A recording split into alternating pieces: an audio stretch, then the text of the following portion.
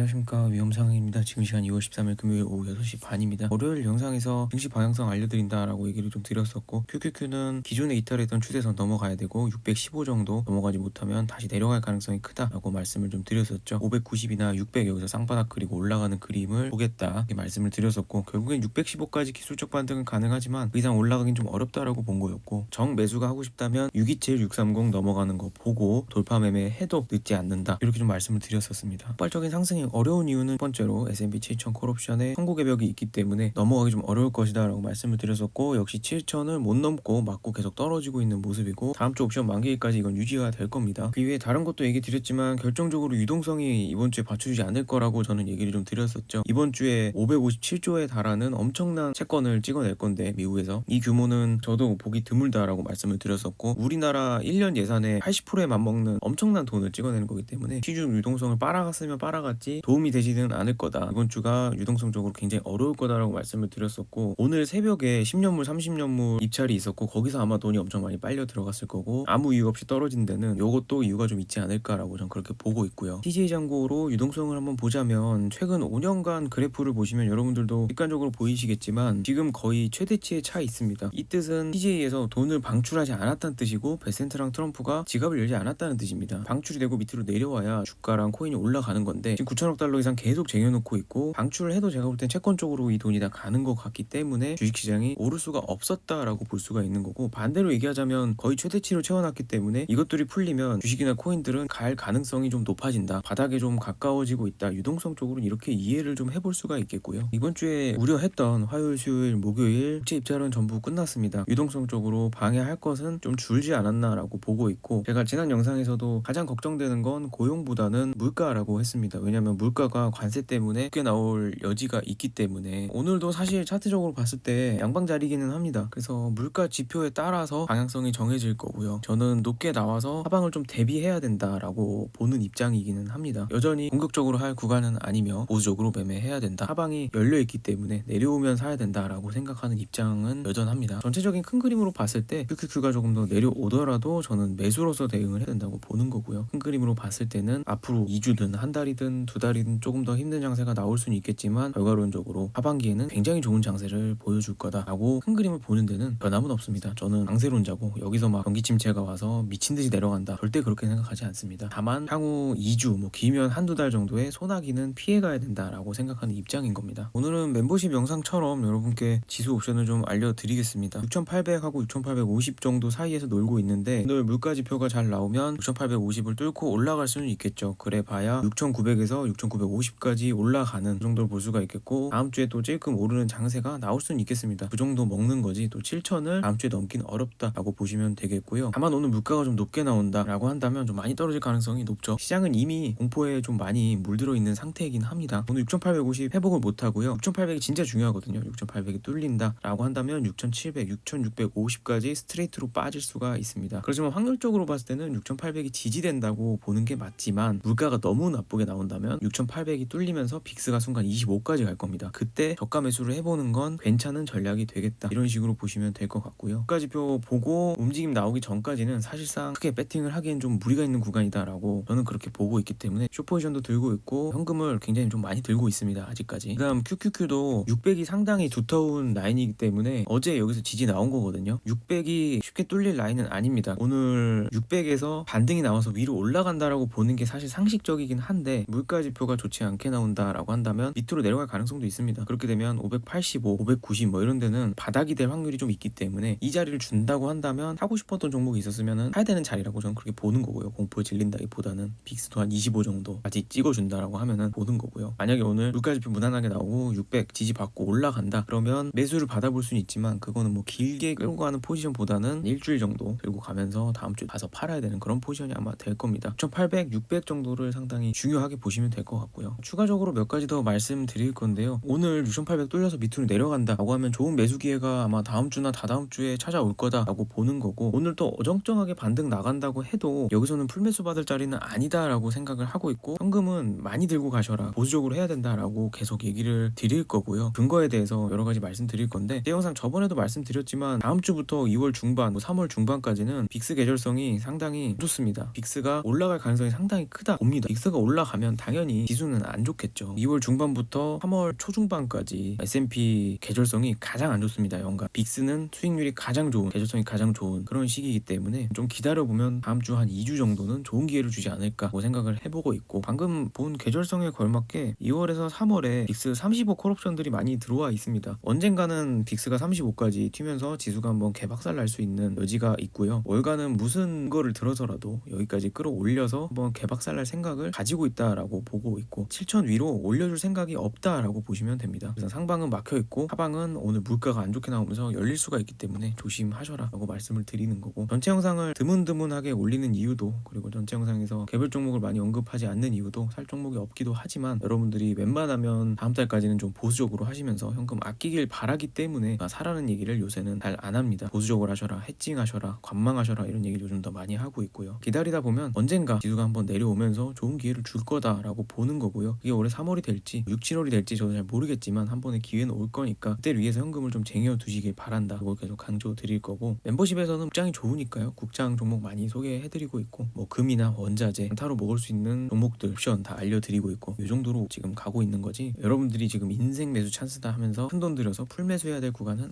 아니다 라고 여전히 생각을 하고 있습니다. 설 전이니까 여러분들 새해 복 많이 받으셨으면 좋겠고요. 오늘 멤버십 공지에서 알려드리는 점들 전체 영상에서도 같이 언급을 좀 해보겠습니다. 자료를 보시면 분산도라는 자료인데요, 이거에 대해서 제가 설명을 좀 해드릴게요. 해석을 하자면 최근 한 달간 S&P 지수 자체에는 변동이 거의 없었다, 지수 종목들 평균 별대 변동폭은 10.8%에 달했다. 뜻은 뭐냐면 소프트웨어 섹터가 10% 정도 박살날 때 다른 섹터가 10% 이상 올라가 주면서 지수는 평온한 것처럼 보이게끔 유지가 됐다, 보합권에서 유지가 됐다 라고 하는 거고요. 이거는 역사적으로 상위 1%에 해당하는 극단적인 수치이다, 분산돼 있다는 겁니다. 돈이 원래 지수는 우상향 할 때 모든 종목들이 다 따라서 우상향을 해줘야 되는 건데, 분산도가 극단적으로 올라가 있다는 거는 순환매라고 우리가 볼 수는 있겠지만 돈들이 다 따로 놀고 있다라는 뜻이고, 이거는 15년에서 한 20년 만에 처음 있는 장세라고 보시면 됩니다. 소프트웨어가 폭락하고 기술주가 못 가고 내리고 있는 그런 상태지만, 다른 섹터들 에너지, 경기방어주, 헬스케어 브랜드들이 올라주면서 겉으로 볼 땐 지수가 안정적으로 보였고, 뭐 트럼프도 다우 5만 이상, S&P 뭐 7천 한번 찍었다라고 좋아하잖아요. 근데 이게 건강하고 정상적인 장이라면 대부분의 종목이 같이 가야 되는데 그게 아니라는 겁니다. 종목들이 따로 놀고 극도로 분산됐다, 분산도가 높다라고 얘기하는 거고요. 제가 예전에 전체 영상에서도 얘기했지만 COR 원먼스라는 게 있는데 비슷한 개념으로 이해하시면 될 것 같고, 지수는 평화로워 보인다고 해도 내부는 상당히 불안정하다라는 뜻입니다. 돈이 없기 때문에 그냥 그 안에서 순환매로서만 돌고 있다, 그런 뜻이고, 문제는 뭐냐면 역사적으로 봤을 때 분산도나 COR 원먼스 이런 거는 모두 해소가 되는 건데, 지수는 평온하지만 개별 종목들은 불안정하다는 겁니다. 그래서 지수가 개별 종목의 높은 변동성을 따라간다, 빅스가 상승하면서 해소된다는 뜻이거든요. 역사적으로 그래 왔었고, 비정상적인 장세 이후에는 모든 종목들이 다 같이 하락할 확률이 상당히 높습니다. 지수가 와르르 내릴 가능성이 있다라고 얘기하는 게 이런 지표가 되는 거고, 2, 3개월 안쪽으로 지수가 못해도 4, 5% 조정은 받더라, 역사적으로 봤을 때 그런 거고, 저는 그게 현재 진행 중이라고 보는 거고요. 소프트웨어의 하락이 하드웨어로 전염되고 있는 것 같고, 외부 악재가 생기면서 시장을 툭 건드리면 빅스가 진짜 25, 35 이렇게 튀면서 지수가 와르르 무너질 가능성, 이런 게 있다. 그렇기 때문에 주의하는 게 좋겠다라고 보는 겁니다. 이제 QQQ 차트로 넘어와서 차트를 좀 보도록 하겠습니다. 월요일날 얘기했던 건 반등 나오더라도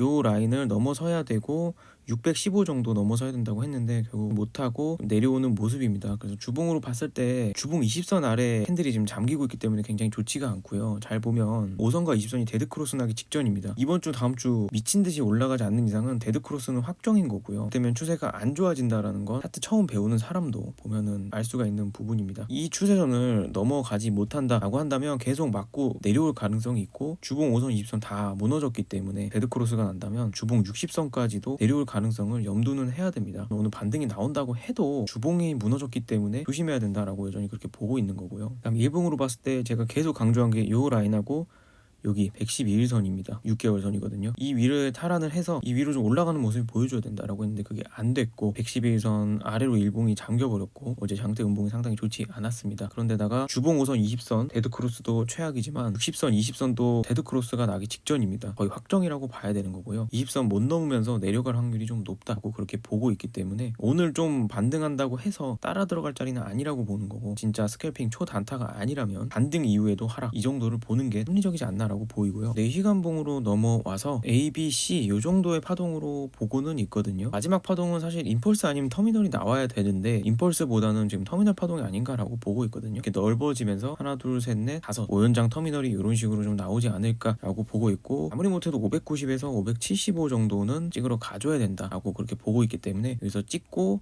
상승 다이버전스 만들면서 급격하게 올라가거나 아니면 여기서 쌍바닥 그리고 이렇게 올라가는 그림이 맞지 않을까라고 보고 있고요. 오늘 반등이 좀 나온다고 해도 607 이상에서 종가 마감 해줘야 되고, 결론적으로 이 밖에서 이 추세선을 뚫고 일봉에 안착하지 않는 이상은 저는 매수로 대응하면 안 된다라고 생각을 합니다. 또 1, 2, 3, 4, 5 이런 식으로 쏟아질 수가 있는 부분이기 때문에 600 계속 강조드렸죠. 계속 600에서 또 지지가 나온 거는 옵션 지지 때문에 지금 지지가 나온 거고, 오늘 물가지표 잘 나온다 그럼 반등 이후에 떨어지는 게 좀 나오지 않을까 보는 거고, 물가 안 좋게 나오면 600 그냥 뚫리고 아래로 쏟아지는 겁니다. 무슨 경우의 수가 나오든지 간에 여기를 돌파하고 사는 것이 좋겠다라고 그렇게 보고 있고, 내가 터미널 파동이 아닐까라고 생각을 하고 있는 거고요. 물론 여기서 A, B, C 지그재그도 가능한데요. C파에서 지그재그가 나오기는 어렵기 때문에 지그재그가 나온다라고 한다면 뒤에 조정 파동이 더 길어질 겁니다. W, X, Y, 뭐 X, Z파 이런 식으로 길어질 수도 있기 때문에 무슨 파동이 나오는지 좀 봐야 될 것 같고, 저는 터미널 파동으로 보고 있는데 요거랑 비슷한 거라고 보시면 됩니다. 바이든 2년차 때 금리 인상하면서 개박살 났고, 여기서부터 AI 그리고 엔비디아 무슨 새로운 모멘텀이 나오면서 이제 미친 듯이 오르고 영래포 풀어서 돈 풀었던 그런 장세가 나왔었거든요. 하나 둘 셋 넷 다섯 쌍바닥 그리고 이 추세